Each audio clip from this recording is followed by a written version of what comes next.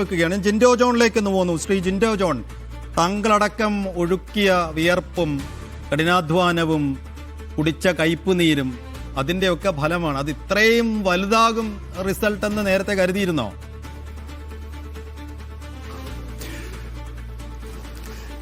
ശ്രീ സൈഫുദ്ദീൻ, അത് ഞങ്ങളെ സംബന്ധിച്ചിടത്തോളം വലിയ സന്തോഷമുള്ള കാര്യമാണ്. പക്ഷെ ആ സന്തോഷത്തിൽ പോലും അമിതമായി സന്തോഷിക്കാൻ ആഗ്രഹിക്കുന്നില്ല. കാരണം ഞങ്ങളുടെ കഷ്ടപ്പാട്, അധ്വാനം, കേരളത്തിലെ സാധാരണക്കാരായ ജനങ്ങൾ ഞങ്ങളിൽ അർപ്പിച്ച വിശ്വാസം, അതെല്ലാം പൂർത്തീകരിക്കപ്പെടുന്നതാണ്.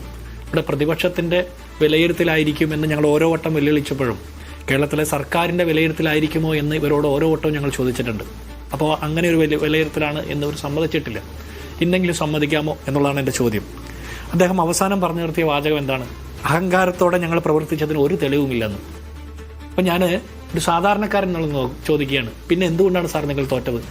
നിങ്ങൾ പിണറായി വിജയൻ്റെ 10 വർഷക്കാലത്തെ പ്രോഗ്രസ് റിപ്പോർട്ട് അവതരിപ്പിച്ചുകൊണ്ട് 900 കാര്യങ്ങളിൽ അതിൽ എത്ര 889 കാര്യം 99 കാര്യം ചെയ്തു എന്നൊക്കെയാണല്ലോ നിങ്ങൾ പറഞ്ഞു. എത്ര കാര്യമാണെന്ന് പോലും എനിക്ക് ഓർമ്മയില്ല.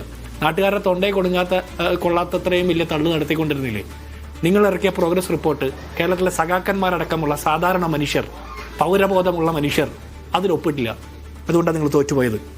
ഇവിടെ അദ്ദേഹം തുടക്കത്തിൽ പറഞ്ഞൊരു വാചകത്തെ അത് എതിർത്തുകൊണ്ട് ഞാൻ സംസാരിച്ചു തുടങ്ങുക. ഒന്നാമത്തെ കാര്യം എന്താ?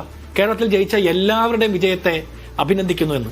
ഞാനൊരു കോൺഗ്രസ്സുകാരൻ എന്നുള്ള നിലയ്ക്ക് എനിക്ക് എല്ലാവരുടെയും വിജയത്തെ അഭിനന്ദിക്കാൻ പറ്റില്ല. UDFന്റെ വിജയത്തെ സന്തോഷത്തോടെ, വലിയ സന്തോഷത്തോടെ അഭിനന്ദിക്കുമ്പോൾ തന്നെ കേരളത്തിൽ BJPയുടെ 3 MLA ഉണ്ട് എന്നുള്ളത് എന്നെ സങ്കടപ്പെടുത്തുന്ന ഒരു കാര്യം കൂടിയാണ്. അപ്പോൾ അവരുടെ വിജയത്തെ ഞാൻ അഭിനന്ദിക്കാൻ താല്പര്യപ്പെടുന്നില്ല. ഒരു CPM നേതാവായിക്കൊണ്ട് ഗോവനെ പോലുള്ള ആളുകൾക്ക് അവരുടെ വിജയത്തെ കൂടി ഏത് പാർട്ടിയായാലും അഭിനന്ദിക്കുന്നു എന്ന് പറയുമ്പോൾ BJP കൂടി അതിൽ വരുന്നുണ്ട്. ഞാനൊരു കോൺഗ്രസ്സുകാരൻ എന്നുള്ള ഉത്തരവാദിത്വം പറയാം. കേരളത്തിൽ BJPയുടെ 3 സീറ്റ് ജയിക്കുന്നതിൽ ലോക്സഭാ തെരഞ്ഞെടുപ്പിൽ ഞങ്ങൾ ജയിച്ചപ്പോൾ, തൃശ്ശൂർ തോറ്റപ്പോൾ ഉണ്ടായ അതേപോലത്തെ സങ്കടം തന്നെയാണ് ഇന്ന് കേരളത്തിലെമ്പാടും UDFന്റെ വലിയ തരംഗം ആഞ്ഞടിച്ചുകൊണ്ട് 102 സീറ്റിന്റെ ഭൂരിപക്ഷത്തോടെ ഞങ്ങൾ അധികാരത്തിലേക്ക് തിരിച്ചെത്തുമ്പോൾ, 10-25 വർഷങ്ങൾക്ക് ശേഷം അധികാരത്തിലേക്ക് ശക്തമായി തിരിച്ചെത്തുമ്പോൾ BJP 3 സീറ്റോടുകൂടി കേരള നിയമസഭയിൽ ഉണ്ട് എന്നുള്ളത് സങ്കടത്തോടുകൂടി ഓർമ്മിപ്പിച്ചുകൊണ്ടാണ് ഞാൻ സംസാരിക്കുന്നത്. അവിടെ കേരളത്തിന്റെ മുഖ്യമന്ത്രിയെ ജൈവ ബുദ്ധിജീവി എന്നാണ് ഉന്നത വിദ്യാഭ്യാസ മന്ത്രി പറഞ്ഞത്. അവർ കേരളത്തിന്റെ ഉന്നത വിദ്യാഭ്യാസത്തിന്റെ ഹബ്ബാക്കി മാറ്റി അവസാനം മന്ത്രി തോറ്റുപോകുന്ന സാഹചര്യം ഉണ്ടായി. ആ ആളാണ് വിളിച്ചത് കേരളത്തെ മുഖ്യമന്ത്രിയെ ജൈവ ബുദ്ധിജീവി എന്ന്. ജൈവ ബുദ്ധിജീവിക്ക് സാധാരണക്കാരുമായിട്ടുള്ള ജൈവിക ബന്ധം നഷ്ടപ്പെട്ടത് കൊണ്ടുകൂടിയാണ്. പ്രതിപക്ഷത്തിന്റെ സമര പോരാട്ടങ്ങളുടെ, ജനങ്ങളുടെ കൃത്യമായ രാഷ്ട്രീയ ബോധ്യത്തിന്റെ മാത്രം വിജയമല്ല, പിണറായി വിജയൻ സർക്കാരിന്റെ പരാജയം കൂടിയാണ്.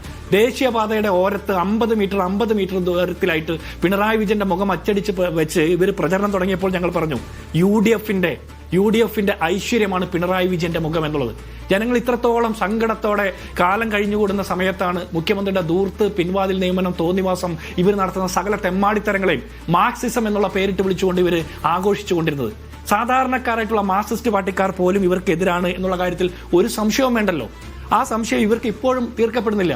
ഞാൻ ഒരു കാര്യം ചോദിച്ചോട്ടെ, മുഖ്യമന്ത്രി പറഞ്ഞ ഭാഷയിലാണെങ്കിൽ ഡാഷിമോനോട് വീട്ടിൽ പോകാനായിട്ട് നാട്ടുകാർ പറഞ്ഞു എന്ന് വേണമെങ്കിൽ പറയാം. അത് ഞാൻ പറയുന്നില്ല. പക്ഷേ കേരളത്തിലെ സഖാക്കന്മാരടക്കമുള്ള ആളുകൾ 6 റൗണ്ടിൽ ധർമ്മടത്തെ മാർക്സിസ്റ്റ് പാർട്ടിക്കാരായിട്ടുള്ള മനുഷ്യർ കഴിഞ്ഞ നിയമസഭാ തെരഞ്ഞെടുപ്പിൽ പോലും പിണറായി വിജയന്റെ അരിവാൾ ചുറ്റിക നക്ഷത്രം കാണുമ്പോൾ ആവേശത്തോടെ ചൂണ്ടുവിരൽ അമർത്തിയ നല്ല സഖാക്കന്മാർ അവിടെ അബ്ദുൾ റഷീദിന് വോട്ട് ചെയ്ത് നമ്മൾ കണ്ടില്ലേ? അതിന്റെ അർത്ഥം എന്താ? ഈ പാർട്ടി, പിണറായിലെ പാറപ്പുറത്ത് രൂപപ്പെടുത്തി എന്ന് പറഞ്ഞ പാർട്ടി പിണറായി വിജയനിലൂടെ അവസാനിക്കാൻ പോവുകയാണ്.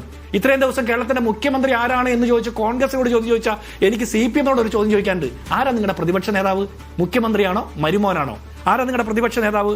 അല്പം മുമ്പ് വരെ ജയിക്കാൻ സാധ്യതയുള്ള ഒരു മന്ത്രി എന്ന് പറഞ്ഞ കടകംപള്ളി സുരേന്ദ്രൻ അല്പം മുമ്പ് തോറ്റിട്ടുണ്ട്. അപ്പൊ പിന്നെ അദ്ദേഹത്തിന് പ്രതിപക്ഷ നേതാവാനുള്ള സാഹചര്യമില്ല. ഇവിടെ ഒരു മന്ത്രിസഭ അംഗാന തന്നെ പിന്നിൽ പോയി.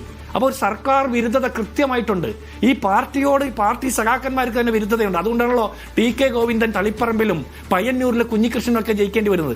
രക്തസാക്ഷികളുടെ ഫണ്ട് കട്ടെടുത്തവനെ സംരക്ഷിച്ച പാർട്ടിക്ക് രക്തസാക്ഷി ഫണ്ട് കൊള്ളയടിച്ചതിനെതിരെ ശബ്ദമുയർത്തിയതിന്റെ പേരിൽ പുറത്താക്കപ്പെട്ട മനുഷ്യൻ ജയിച്ചുകൊണ്ട് പ്രതികാരം തീർക്കുന്ന കാഴ്ച, അത് മാർക്സിസ്റ്റുകാർ പിണറായി വിജയന് സംഭാവന ചെയ്യുന്നതാണ്.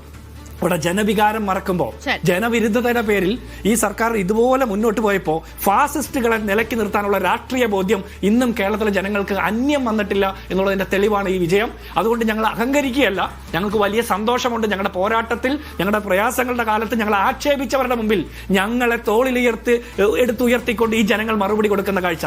കുറച്ച് ദിവസങ്ങൾക്ക് മുമ്പ്